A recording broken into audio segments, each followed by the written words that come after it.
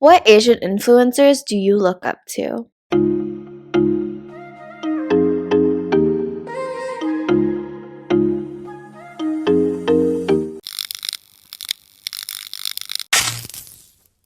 Welcome back to After Our Happy Hour. We are your chaotic but cathartic co-host. I'm Vicky. I'm Jamila. I'm Sharon. And this is our last one for the AAPI month where we talk about influencers, specifically Asian influencers that we grew up watching and who we look up to, etc., etc. You guys remember your first Asian American YouTuber or YouTube video that you watched? For me, the first two would be one Ran Higa and the second one would be Michelle Fan. Like Ran Higa really shaped my childhood. He's not even that much older than us, honestly, but he just been in the game for so long that a lot of his videos is what I watched like growing up, as well as like Kev Jumba and Michelle Fan definitely. Kev Jumba. I need to make a disclaimer in advance that by the time you're watching this, you already know that I grew up in the butt middle of nowhere and had no Asian influences whatsoever. So the only Asian YouTuber I really knew was Ryan Higa. I think I knew of Michelle Fan, but I never watched her because I wasn't really into like the beauty scene just yet. I remember I watched her Lady Gaga poker face video because I was so into Lady Gaga at that time, and I saw it. I was like, oh my god, this is so cool. Not that I'll ever do it. She just really experimented and led the beauty industry on YouTube. Yeah, if you remember that phase of Michelle Phan, you were OG YouTubers. That was like when YouTube became a thing. It was like first generation type of thing. Wasn't Whaley also kind of like one of the OGs? I just know her as, was she the one that kind of taught people how to use a tampon? Yeah. It was Yeah, Whaley. that's what I know of. Jenem, Michelle Phan. I think Michelle Phan was the beginning of it all. And then those She's two the girls founding came father. after. The founding mother. Yeah. No, legit. Founding mother. Yeah. What about like Sophia Chang? Oh, she was fashionista sister. She was known as Oh. that for the longest time. I think Yeah, Ryan I feel Higa like that and could- Michelle were like my founding father and mother of the Asian American YouTube community. Yep. Dude, how to Mine was be a David So. ninja? Yeah. Wong Fu. Come on, Wong Fu can't not mention that. Dude, shaped all the romance expectations. I feel like Wong Fu was more of my high school or end of middle school, high school. I think they got big during our high school, but like Strangers Oh. Again, I think that was like very Oh, yeah. middle schooly. And then they started doing like high production things, and that was like high school. Yeah. The Asian bachelor Asian bachelor thing was Yeah. the best. And then same with like Ryan Higa's Twilight Dance Crew. parody. Oh, I was gonna say Twilight parody. That was good too. But yes, remember the Best Dance Crew? Was it? I think it's called Best Dance Crew, but it's by Ryan Higa. He had like the Bumblebee shirt with Kev Jumba. No. Big fans. Remember been a while. the movie Ass or something? The agent movie? Oh, it's with Orange Cho. Yeah. Yeah. Do you guys, okay, I forgot about this guy's name until he popped up on TikTok, but Luan Legacy, Luan Legacy. Oh my god, he was also OG. He basically is like another David So where he did rant videos and he would make videos where he like yelled at his audience basically. You just got getting yelled at, Vicky. No, but it's like so funny. It's like they straight up just roast situations or they roast things. They were comedians basically. It was so funny. Him and David So was like my comedic entertainers on YouTube. Are they like the Asian Bretman Rock kind of? When it comes to like no filter, they say whatever kind of thing? Yes. You know Bretman Rock's Asian, right? Oh shit, you're right. Bretman Rock is OG. Yes. Dude, I remember. Is he really? Yeah. Well, like, I don't know about YouTube, but I would see him on Instagram all the time back when he was like scrawny. Yeah, scrawny and just said whatever. He was so, I mean, he still is so funny. Just seeing all these people grow the way that they have is insane. Because we're all like around the same age. We're like the 20s. And so like watching everybody go through different life stages is insane. Because they all documented it. They really did open up the stairways to the YouTube world. When they would go viral on YouTube, that's when people were like, wow, Asians can be on camera and everyone likes to see them. I don't know if this is a little bit of a derail, but in like, is it middle school or high school? There's also this rise of like Asians on Tumblr, like a lot of, like Asians models kind of thing, kind of like the prelude to Instagram Ashley V? models. Yeah. Ashley V, bro. All the boys were like, she bad as fuck. It was so racist, but they called them import models. Dude, I didn't know why they were called import models until you told Yeah. us. And when I was a kid, I was like, oh, that's such a cool name. And then now I'm just like, that's racist. Sharon's like, I'm lost. I don't know who these people are. You have I'm to like, know I'm so Ashley V. uncultured. They were the ABGs before ABG was like a term. Oh my god, Kinjas for dance community. Oh my god, I Oh totally my forgot God, about that. I didn't realize how big they were, that they have like they have studios in China and America. Do you guys know Keone and Mari? They're also choreographers. Do you know Kyle Hanagami? Yeah. Such a good choreographer. He He's is. like he like does so many things now. Wow, so many Asian Americans that now versus like even 7 years ago. I think these people shaped the idea of influencer being able to content create and having that idea as acceptable in an Asian culture. Dude, yeah, like real quick, can you imagine being an Asian American at the time? Most likely first gen, when content creation wasn't even that big, and telling your parents that this is what you're trying to do. Like even now it's Yeah. not acceptable, but back then, I don't think they even did. They would. Sorry. I don't think they even did. They would just do it, and once they start getting income, then they would be like, "Parents, this is what I'm doing." Even if I rake in even if I rake in income from like content creation, I don't think my parents would ever fully understand or exactly accept it. As in, they probably prefer me to do corporate, but meh, we'll see.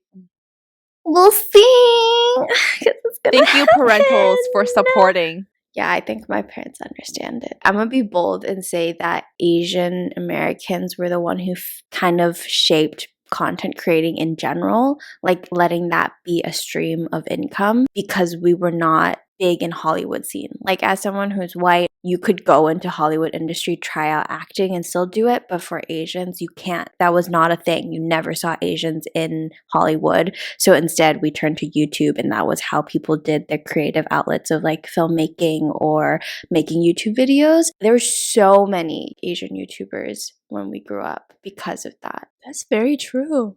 Never thought of it like that. Who do you guys watch now on YouTube that's like Asian? I watched Canto Mando. Aren't they only a couple years older than us?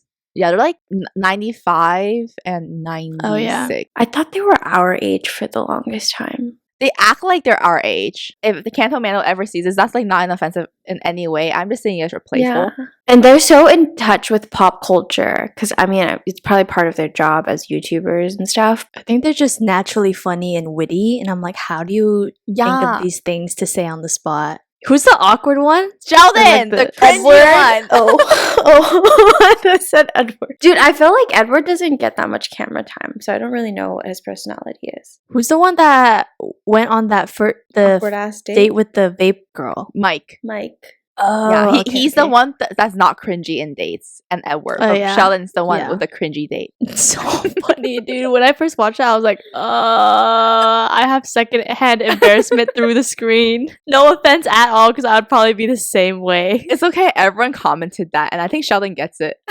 Yeah. I like want to know if he's really like that. on Me dates. too. I Yeah. really want to know if he's actually that cringy on dates. It's not a roasting Sheldon, session. hit we jam swear. up. Hey, what's good? Do you guys watch any older ones? Like not our age? If I'm being honest, my most watched stuff on YouTube right now is Got7 fan Got accounts. 7. How did we know? Oh, yeah. Asian YouTubers. Sure, Yeah. we'll count them as that. They have a YouTube channel. Yeah, Mark Twan. He has his own YouTube channel. Are you kidding me? Oh, true. And count him. Mark Twain counts. Yeah, Asian American YouTuber Mr. Mark Twan, who I want collab with. That one. Okay. We're not there yet, Jamila. Oh wait, relax.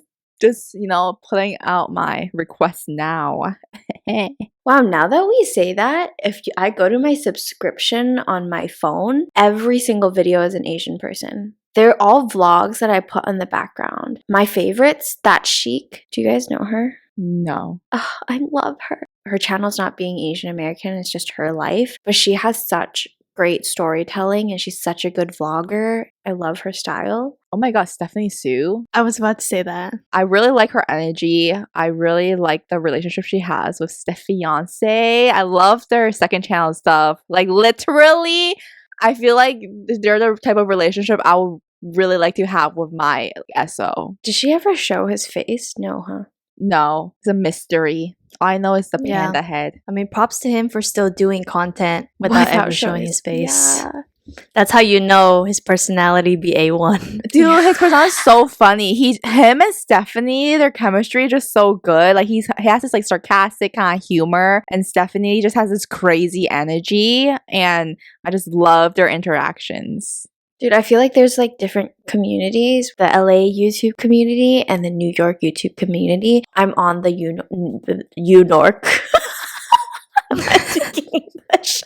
I'm on the New York YouTube community more. Oh. I started recently watching more so, like not often, but Michelle Choi, his I channel. love her. Yeah. Like her like day in the life vlogs or whatever, they're kind of so chill and like therapeutic. So I like recently started watching her, so I don't know that Yeah. much about her yet, but I like the vibes. You know whose vlogs I started watching? Noti Poppy, Mr. Newt. Oh. I don't watch his TikTok videos because I'm just not into that much like cooking videos, but I like his vlogs. It's very chill, and like Sharon said, he's just funny for no reason, and I get it now. I remember way back when his trying boba in SJ, yeah, his second video popped up on my For You page for who knows why. And I remember sending it in the group chat and being like, I think I said like this guy's really cute or something like that. And then I just saw a lot of his cooking stuff and then I didn't think anything much of it. Then he blew up and I was like, okay. But I haven't watched his vlogs, but I know he recently moved to like LA and stuff to content create, right? He's so famous now off of Twitter. Everyone is juiced over Like him. you should I'm like, see his okay. comment section. Comments are literally as if someone is talking to a K-pop idol. Wait, Vicky, I feel like you used to always talk about some Asian YouTuber. I think she has like tats, like a sleeve. Oh, hey Claire Marshall. Yeah. I love her. She stopped content creating. Yeah. Oh, why? She Pursue other things. I mean, she still does. She hasn't put out a video in hella long, and I think she's like kind of similar to me, where she's like, I don't think social media is for her. It makes her anxious maybe a little bit, and also doesn't want to put her life on there. Next question. Sorry that this episode's a mess, guys. It is 10 p.m. So we kind of talked about who we looked up to growing up or who kind of influenced the Asian community within YouTube. But now, who are your current favorite Asian? It could be either content creators or influencers in general. I have two. So the first one is Jason Lee, who is the CEO and founder of Jubilee Media. Dude, literally, I think you guys should also watch this TED Talk, but he spoke at a TED Talk in Irvine. Have you watched it? Yeah, love it. It's so good. He basically talks about how he went all the way up into corporate, or he, went to college, the typical path into success. And then once he got a really successful job, he realized, storytelling through media is super powerful, and that he quit his job and pursued content creation. And Jubilee is probably one of my favorite YouTube channels because it's a place where they essentially just like highlight different opinions of people or different topics that are seen as controversial, but they still bring it up so that people can understand different perspectives. And I think that's super important. So for example, like middle ground is controversial topics that are pretty divided, so they'll have both people from both sides just sit and communicate instead of getting into heated discussions. They have another segment called Spectrum, where like, do all Asian Americans think the same? And then they'll answer strongly disagree, agree for certain questions. And I don't know, I just think it provides really unique perspectives from different people as to why they think that way. So I just really admire his work and his work ethic. Since Vicky has seen the TED Talk, Jamila, I'm gonna make you watch it. And for everyone listening, I'll link it in the description below. Dude, him and his wife's relationship is my goals in a relationship. Did they get married? I think they're still fiance. The way they You know how they met. met? Yeah, what the fuck? How? Do you want to explain it, Jam?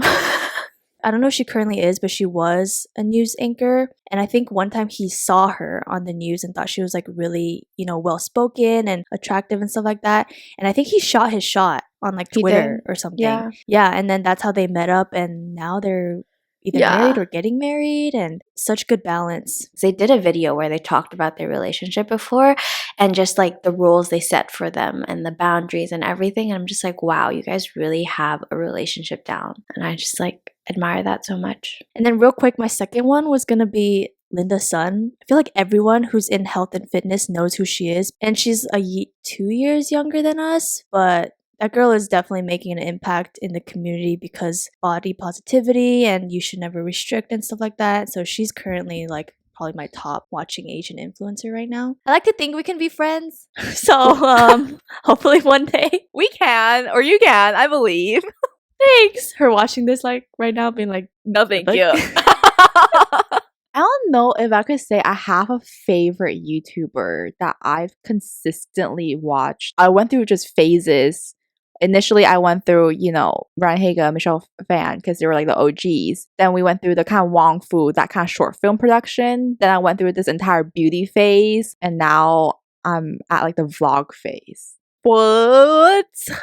Dive Studios. I mean, I know they're not really Asian American YouTubers, but all their podcasts is a little bit more like Korean American. But then listen to their podcasts like Get Real, the K-pop Daebak. At least in my perspective, I really think they're the leading group of people for Asian American podcast, because I don't really think there's another community for Asian American podcasts as Dive has, compared to the YouTube Asian American community. But isn't it crazy how YouTube also evolved? Sorry, I was just thinking how I was talking about there's different phases that I've watched on YouTube, but how YouTube evolved a lot. It went from produced videos to now is a lot more casual into their lives. love that. I love vlogs. Yeah, I love same. vlogs too. I love them. I think my favorite vlogger right now is for sure Frisia. Like, I haven't missed a single video she's put out. I know you guys don't watch him, but David So's podcast, Chef's Kiss. I love his podcast. He's so funny. And it's an hour long, and I kid you not, I binge watch those. So funny. I think his personality is really funny. I've seen clips, especially, oh my god, the clips of him talking to Gina during the whole Rechoice scandal on TikTok. Did you guys see it? Bro, yeah, I just watched that podcast where he was talking to a friend about that situation. I was like, holy shit, they're roasting the crap out of him. I feel like I have to give an honorable shout out to Christine Lee. Oh wait, oh my She's an god. influencer.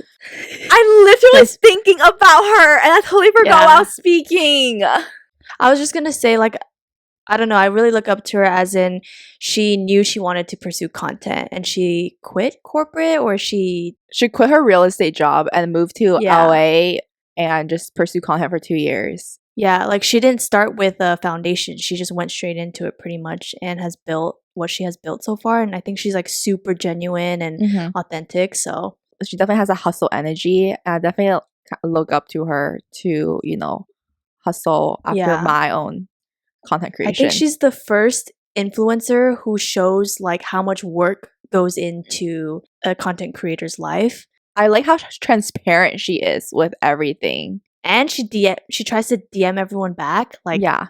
Dude, I'm so ready for us to be on that level. I know this isn't about us, but damn. I feel like we're all hustling right now.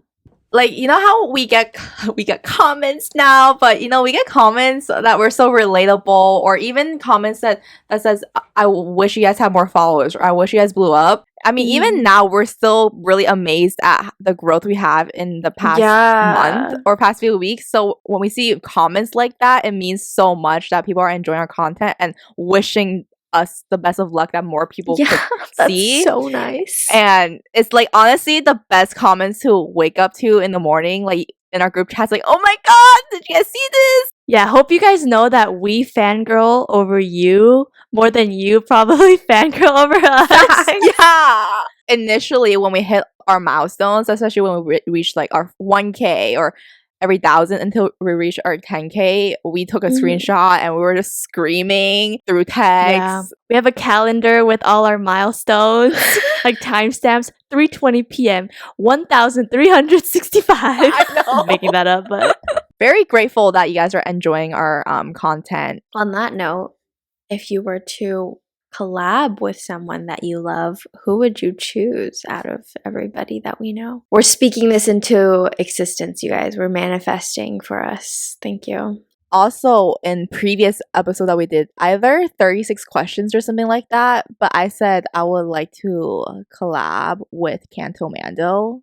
I think I've been saying this before we start our podcast. yeah. Not even collab for a video, but to hang out with them. Because I feel like we would just get along well. Like, I even have so many of the Asian flesh packs. Like, the first Asian flesh pack was the ABC pack that they made. So, at Canto Mando, I'm ready to play these games. But honestly, though, it would be fun. I wonder how that would work, though, Yeah. because they're in Canada. And We could go we're all Canada. I was American. supposed to go last March. Wait, I have one more. Is that okay? Yes. Say all of them. We're Stephanie- manifesting that shit. Stephanie Sue. The people I'm saying, it's not even like I want a collab, but I just would love to meet them because I would just want like to say thank you for the videos because I know it's like so much work to produce a video. Once again, Mark Twan. The day you meet Mark Speak it Twan, into I would existence. literally shit my pants. Kid you not. Dude, I was literally thinking about this when I was sitting on the toilet. Don't ask me why I was thinking about this when I was sitting on the toilet. But I was like, I feel like I could see this totally happening where one day Mark like meets Jam somehow and then he'll say like, oh yeah, I've seen you a couple of times on TikTok. Honestly, that's such a so realistic feasible. scenario, though. Yeah. Who would you do, Sharon? I think I really want to go to a speaking event to hear Jason Lee speak. I just want to be inspired. And then in terms of collab, this is more like personal. When I launch my personal YouTube, when I do that, because it'll be like health and fitness lifestyle related. I just feel like I could be her friend. Same with Jem. Like, it's not that we Linda? necessarily need to collab. Oh, I didn't even say her name. Yeah, Linda. I feel like we could just like hang out and relate. So she would be my choice. You know how Jubilee sources from their like followers? Would you ever want to be in a Jubilee video? I think it depends on what the topic would be. What Mm. topic would you want to Maybe. be on? Dude, I don't know. I like to think I could be on one of those like middle ground or spectrum thing, but I'm like, am I able to speak like that? Like eloquently in front of a crew Yes. kind of thing? You speak the most eloquently of us three. Thanks! Are you kidding Facts. me? But I don't know. I really want to go. This isn't Jubilee, but is it cut their Truth or Drink? Oh, yeah. Oh, Jay Park was on Oh. it. Oh, he was? Because he's from Seattle and they're based in Seattle. So he was in a video. I don't know. It didn't go viral or anything. I don't think people realized that that was him, but he was in one. Who do I want to collab with? I feel like I would just want to be friends with Frisia. I just feel like we would be good friends. Well, If I went Frisia for kind it. of knows you exist. You were on that Clubhouse, or you were on a Clubhouse, few yeah. Clubhouse. We spoke once on Clubhouse and she remembers my name. Does she remember it now? Probably not. But Frisia, I would love to be your friend. What up? We have to set goals for ourselves and put it out there, even if it doesn't work. ABG, I would totally be down On our to like do a podcast? podcast with them. Yeah. It'd be cool to see like the generation gap, even though we're not that big in difference, but I feel like there is definitely a difference between theirs and ours. Yeah, because ABG was the first Asian American, first and only Asian American podcast that I listened to. Me too. Same. Oh, that would be so cool that like literally the people that I first listened to and now I'm talking to them. Yeah.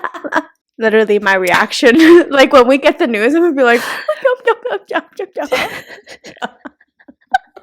if they comment on anything of ours. Well, technically, ABG replied to your comment one time when I think Vicky commented on one of their posts and they replied.